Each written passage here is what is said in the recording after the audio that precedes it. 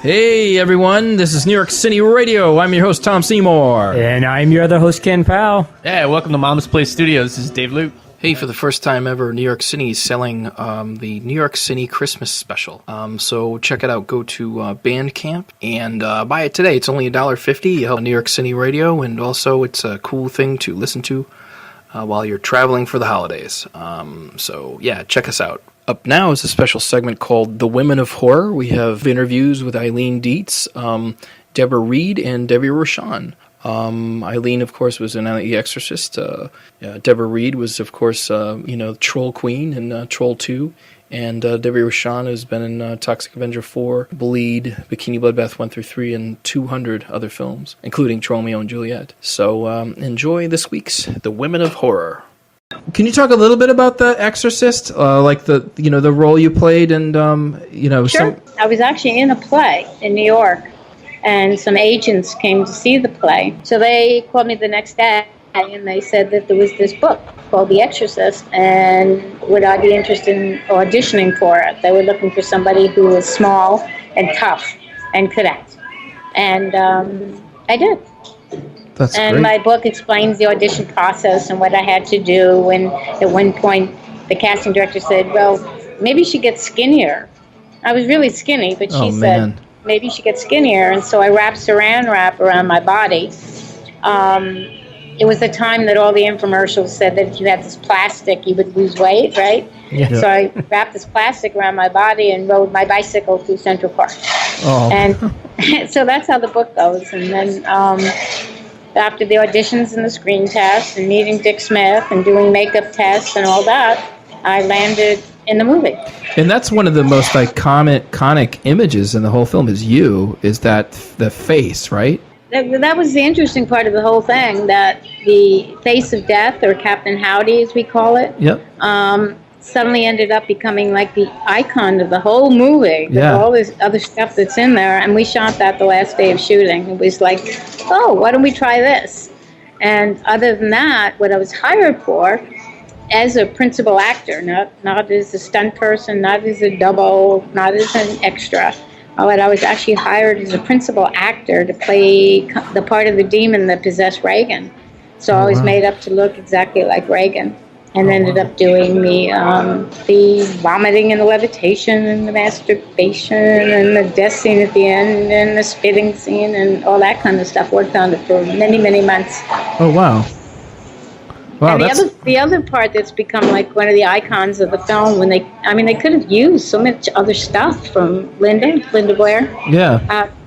It's usually a blue shot or a blue or gold, and I'm on my hands and knees with my arms up in the air and bandages hanging down from them, looking at a statue of Pazuzu. Was there a role in your career that you found most satisfying? I did a play with Tony Perkins in New York. Yeah, that's incredible. What was that like? It was wonderful because actually Tony Perkins always wanted to do the lead, but he was directing it. So we went through like 4 different actors, and they kept getting fired. So this is New York City Radio. I'm your host, Tom Seymour, and we're talking with Deborah Reed, who is the star of Troll 2. She'll play the character Credence Lenore Gielgud. Thank you for joining us tonight. My pleasure. Troll 2, huge phenomenon, beloved all over the world. How many years after you did the film did you start to realize how much this film is beloved? Well, it was many years. I just started having things trickle in where I realized that it was being talked about.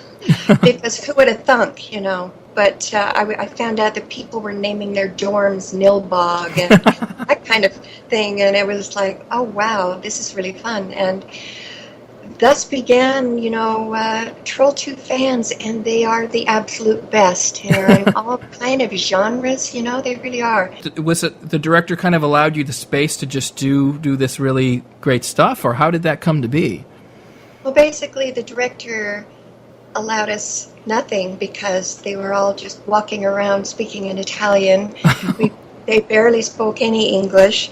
And I just remember, Lettore, quiet, we shoot. And that's about And really, truly very little English to where most of us were, looking at each other and shaking our heads. And so there was quite a bit of closeness between us. Yeah. And so that was kind of fun. But basically, went in, I had read the script, but really had no idea what I was supposed to be doing with it, and thought I would get some direction once I got there. But there really was none of that. It was basically, okay, the very first scene that I ever did was the trailer scene. You're kidding me. That was the first scene? I kid you not. And that was a little different than I recall was in the script, and so it was pretty funny. And I was like, say what? And but really, it was just say your lines, and I was making up a language, or I don't even know what you want to call it, a dialect. Yeah. That I had not even. I just off the cuff. There was Credence. Really? And wow. She came to be in that moment. Yeah. So I can't even imagine that. So it's basically like that. He tells you action, and you're in there, and you're going up to the trailer and the crazy popcorn scene and all that stuff. Right. How long was that shoot? You mean that particular scene? Or the whole film? How long? The whole film. I think it was maybe 3 or 4 days, and of course I wasn't there all the time because I'm only in so many scenes. Yep. But however, I was there more of the time because my son Gavin was actually in the film as well. Oh, yeah? And, what was he? Well, the infamous scene of the kid that throws the baseball, the present son. That is my son Gavin. Oh, yes. In the back of the truck? Yes. Oh, that's awesome. It is. It's funny because when we auditioned for that thing, it was up in Park City in a huge hotel, and we went up there, and there were literally hundreds and hundreds of people just sitting, lining the walls, waiting to audition. And so we were amongst them, and we both got a part. And so, isn't that funny? But so I was able to be there on the set when he was doing his line, so I was there more than I would have been, and it's made for a much more fun experience for me, looking back even because of that. Do you attend the screenings when you can? I did a few. Oh, you did a few? Was that were you ever sort of in the back of the theater and heard the warmth of the audience and all that? Oh, definitely. I actually attended the very first one when the cast got together, and it was an amazing, fun experience. Just a small little crowd of people, but they were awesome, and thus it began. Why do you think the film has so much resonance? Like, why do you think that? Like, do you have a perspective on what is it about the film? I don't know. I think it has a certain innocence, if you will. Nobody knew what they were doing. Well, Claudio, obviously he had made plenty of movies, and this seemed to be his baby. He thought it was a great film, and as is seen in Best Worst Movie, somewhere between the Italian and us not having any idea, knowing what was really being communicated to us. Yeah. Really most of I think there were a couple of scenes where I did one extra take, but everything was like a one-take wonder. Around the world, people continue to have Troll 2 parties. It's so delightful. And they bring out the green food, and they, dress up some of them. And how fun is that? It's so much more fun for me to have been in such a horrid movie that lives on, and people celebrate it. Yeah. So, Best the Worst Movie, did you end up, was that right? Did you end up having on the DVD, having an interview on the extras or something like that? Or I am. People will get upset about that, say, why weren't you in it, and it was really no fault of their own. They did definitely ask, more than once, and I tried to make it happen, but that is when it was just such a crazy time for me. Oh, yeah. And, but very in the 11th hour, I was able to pull it together, and I am in the bonus features, if you will. Wow. So at the end of Best Worst Movie, they allude to the director trying to write Troll 2 Part 2. Have you heard anything about that? I definitely have heard that that's in the works, and heard smatterings from some of the cast and then whatnot. Yes, but as you were saying, how do you recreate that? How do you recreate the magic? I don't know. I don't know. Yeah. Was there a particular scene? Was there anything that you're like, man, I really like that? Think about the toxins. I don't know. Absolutely. Oh man, was that when he pulls out the bologna sandwich? I think so. Yeah, I believe so. Yeah. That's awesome. How did your friends and family? How did they feel about it? Was there any reaction from them, or? I think a lot of my friends haven't actually even seen it to this day, Oh, really? And a lot of my family. I don't know. My kids, I think, were a little embarrassed about it because they would come over and they'd watch it, and it was like, oh my gosh, that's my mom, But they probably love it now. I think they still have, that remains just that doesn't totally go away, but it's all fun. I think people get a kick out of it generally, and just because I do, and so yeah. Oh, that's great. It first came out on HBO, and all of those really? I didn't know that. And in fact, I was originally told that it was intended to come out on those channels, Showtime and the other ones, yeah. Oh, wow. And it was until later that it came out on the DVD. Up this week is another interview with Debbie Rochon, Scream Queen and film movie legend. So we basically talked to her about the home video story era and what she thinks of pirating and watching movies online and stuff like that. So it's a great interview, and here you go. Do you buy films online, or do you rent stuff on? If you can't get the physical format, do you use it as a default? Or? I only buy movies online if they are extremely rare. Very, very rare. I will now. I mean, it's becoming more and more common that I buy it online, unfortunately, because it just, you can bin dive all you want at these mega stores, and you'll never find the titles that you want. But, to find like the gems, the rarities that you can no longer find now that the mom and pop is closed down, and certainly, even talking just for a second about Blockbuster, as good as they were, compared to nothing, they would have the Blockbuster cut. They'd cut up all their movies. Yeah. So, I mean, Bad Lieutenant, perfect example, So that sucked, and so, like, it was a big deal.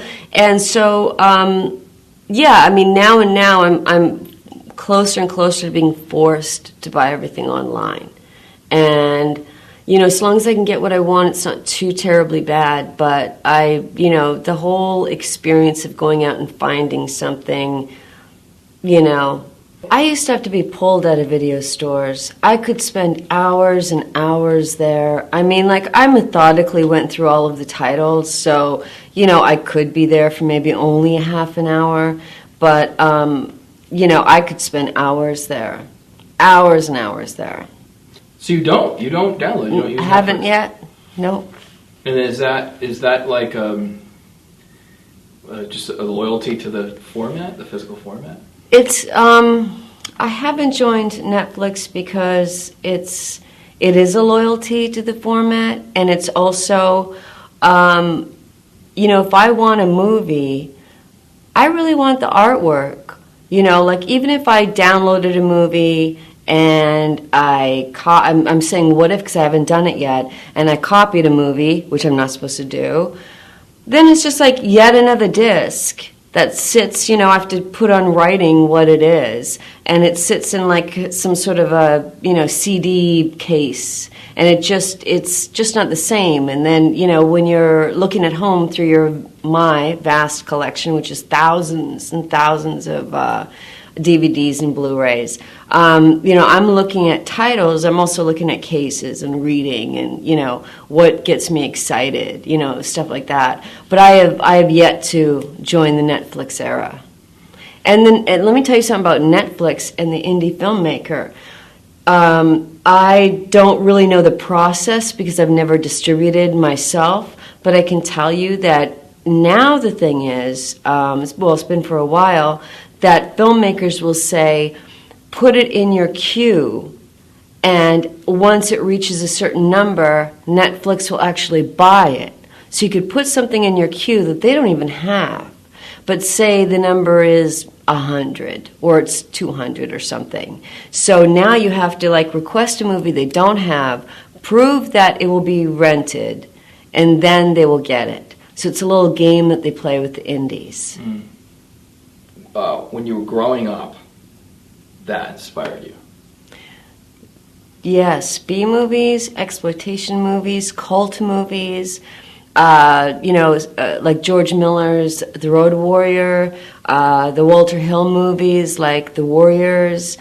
These are the movies that really, really inspired me. And as I was going through, I was studying acting, and I was in theater companies in New York at that point. I had done a couple of movies, like extra work and stuff, before I moved to New York.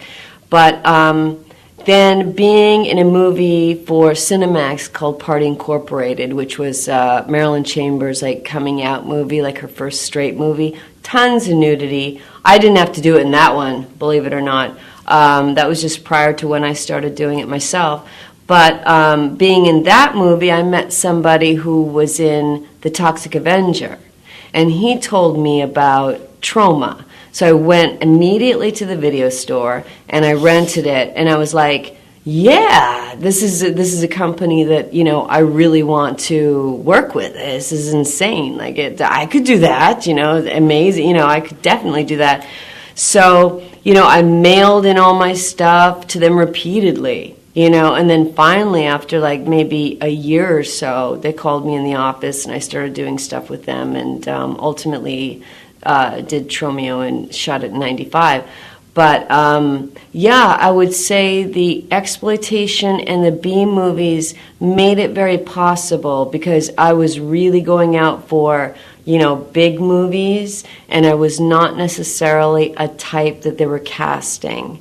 But I knew that I had something to offer and to give.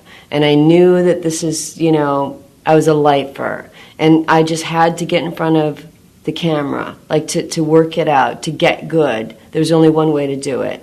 And so, that was my goal. And so it seemed like the exploitation movies, not only were they fun to watch, but it seemed more accessible if you could just break in. And so you would find out who these directors were, and you would look them up, and you would mail them things, and, eventually I would start getting work. Now, do you find the roles that you've gotten in the last 5 to 10 years have been more fulfilling, or do you just love it all, or? Well, definitely the movies I've done in the last 5 years are a lot more fulfilling, but I'm at a point now where maybe 10 years ago, I hated the stuff that I had done previously. Not so much the trauma stuff because, I really like the cult movies and the fun movies. And, I never had the opportunity to work with John Waters. And so, this was I really loved it. But besides that, I was looking at these movies and just being like, oh my God. Just absolutely horrible. Now I look at them and I think they're fabulously bad. And I laugh all the way through. I have a great time. It's almost like a seasonal thing. I'll watch something like Santa Claus every single Christmas because there's not a moment in it that isn't absolutely insane and absurd. And I'm laughing. But with it, and if I was to tell the director, John Russo, that, probably would take offense. But, it's just become to me, cult, even though it's not widestream cult. But I would look at the movies for the longest time as terrible, just absolutely terrible movies. And now I think looking back, I'm really, really glad that I did them because they were a stamp of the time. You know, they really were a reflection of the time. So I'm glad that I did them. Do you back in the day of the mom and pop video store era, do you people are kind of mixed on it, like as far as like did Blockbuster just destroy them? A lot of people feel they did, but there are also other factors as well. Mm-hmm. Do you have any feelings about Blockbuster in general, or? Well, it's without a doubt that they put mom and pop out of business. I mean, that's factual. It's not, a conspiracy theory. I mean, they really did. And so then they became, ironically, as opposed to having your movie on cable or VHS and guaranteed to get out somewhere, then it became like, the thing to hope for is that Blockbuster picks you up. And that was a thing that most filmmakers, indies, B filmmakers were really like going for. Will Blockbuster get my movie? Like I have an in, will it get on the shelf in Blockbuster? And so that was sort of a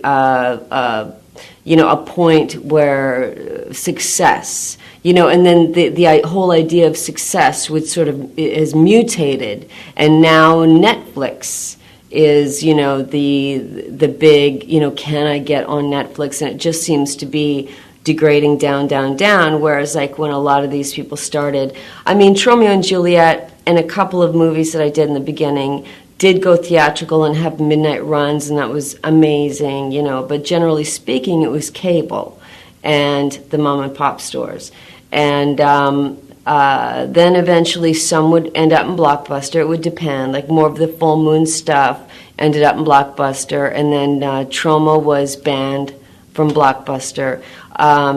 So it's, they really didn't like anything that was too extreme. Like at first, I don't think they were, they had that sort of like model, but I think ultimately they really became like the family video store. And so then it was harder and harder. You would get things like Clerks in there. You would get like certain indie movies in there that you could go and see, or go and rent, I should say. But it really fell off big time. And do you feel like I heard Lloyd Kaufman, he was talking about how he just felt that in general there was so many, can call them conglomerates. There's these giant media companies, and he felt like, because even though Tromeo is very successful, they are, like you said, basically banned or barred from Blockbuster. But they also keep his films out of certain stores, right? Mm-hmm. Now, do you think that's not conspiracy, right? I mean, that's pretty. I mean, do you feel like there is a very controlled system that keeps independents out of retail? I think there's a very controlled system that keeps indies and B movies out of what's left of, the rental places, which almost really don't exist anymore. But now you see that has become the Walmart. And again, prior to Netflix, we had the Blockbuster, can I make it into there? That was like, way back in the day, maybe it was drive-in, and then it became, just getting in a store, then it became Blockbuster. But, then it became, just having the movies available for sale in a bin diving situation in a Walmart. And then they, not picking up these films. And so I think it is absolutely not conspiracy. I think it's with Tromeo is a very special case, because I think Lloyd Kaufman directed movies are cult classics. As they're made, they're like immediate cult classics. I think a lot of the pickups would get a lot of complaints from, say, parents and stuff like that. And so I think the companies listening to the parents would just easier not to carry it. Just have more Stallone movies. No problem. Like, people are going to rent or buy, so just give them the choice that we want to give them, you know. So I think it's not a conspiracy theory whatsoever, you know. I think when I was making movies with Full Moon, I did about 5 movies with them, and, you know, it's all a game, really. Like, the person who was getting the movies into Blockbuster was friends with the buyer, and, you know, would take him out, wine and dine him. And so then he would get the movies in. It wasn't just like, oh, here's the movies, they got in. So there was a very personal relationship with the buyers of Blockbuster. So, you know, there we get into like a lot of politics and stuff. Now, do you think, do you think there was a video store culture? Do you think do you think it was, do you think there was a video store communities and cultures? I mean, do you think we've lost something? Well, we've lost a lot because, like I said, you can go to a mom and pop store. You could go to a mom and pop store specifically and get very rare titles. You know, like, again, a John Waters or a documentary on Johnny Thunders or something like that. That's really offbeat, completely dependent on the taste of the mom and pop store.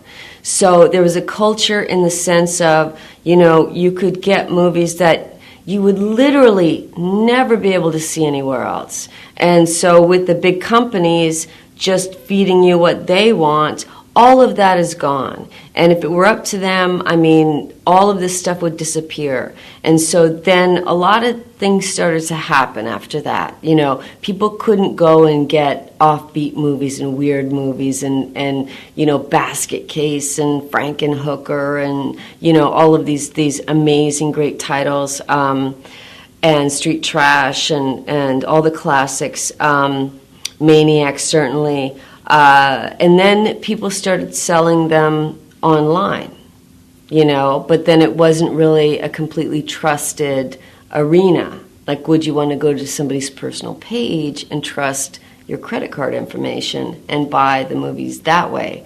So then, you know, places like Something Weird Video was like established enough where people felt comfortable buying from them, and they would show up at conventions, and they would have an online store where you can get some really strange titles and stuff like that. So it started, the internet helped in that way, and then we get into torrent. Right. Yeah. And how do you feel about torrent? Is it all negative or? It's not all negative. I know it's illegal.